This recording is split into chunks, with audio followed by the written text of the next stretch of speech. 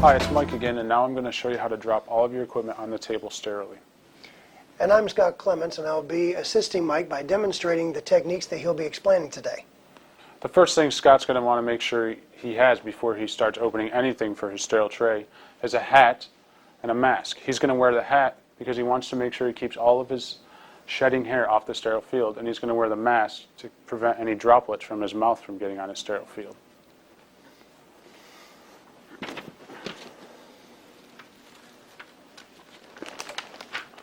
The first thing we're going to need to start with is the sterile angiogram pack. And that's all you're going to do is set it down on the table and open it and take the contents out.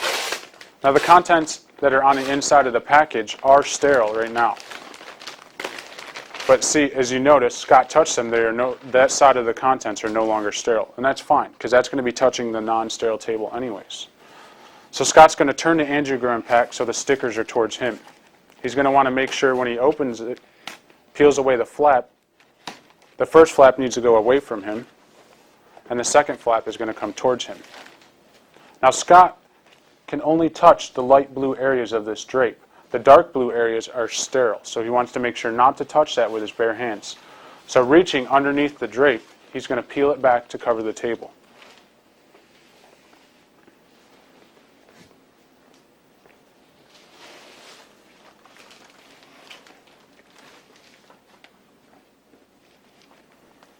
Okay, now everything on top of this table is now our sterile field. We can no longer touch this field with any non-sterile objects, including our hands and the outsides of any of these packages.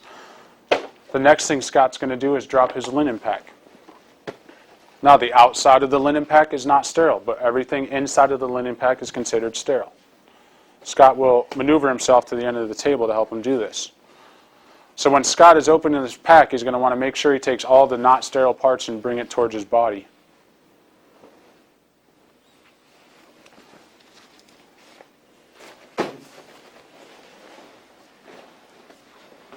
The next thing we're going to do is we're going to need to start dropping all of our various pieces of equipment.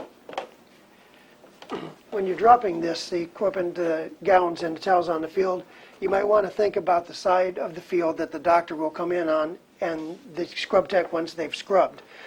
This will make it easier for them to grab the gowns from that side of the field. So notice Scott is not touching anything inside of this package, and everything on the outside is not sterile, so he's going to need to maintain at least 6 inches off of this table to maintain a sterile field. And exactly like that, you just want to drop it on the table.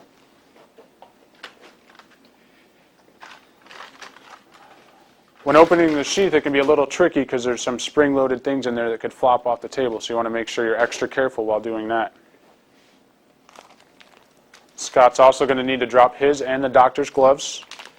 And generally, you want to put them with your linens and the gowns because that's where you're going to be reaching for them anyways.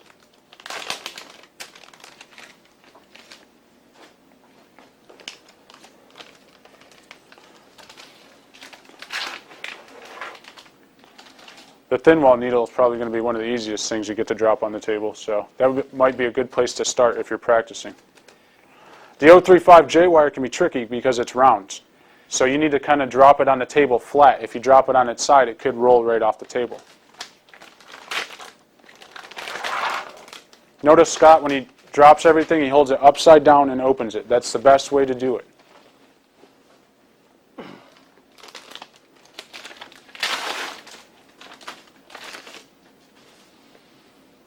That's probably all the basic stuff we got. And that too.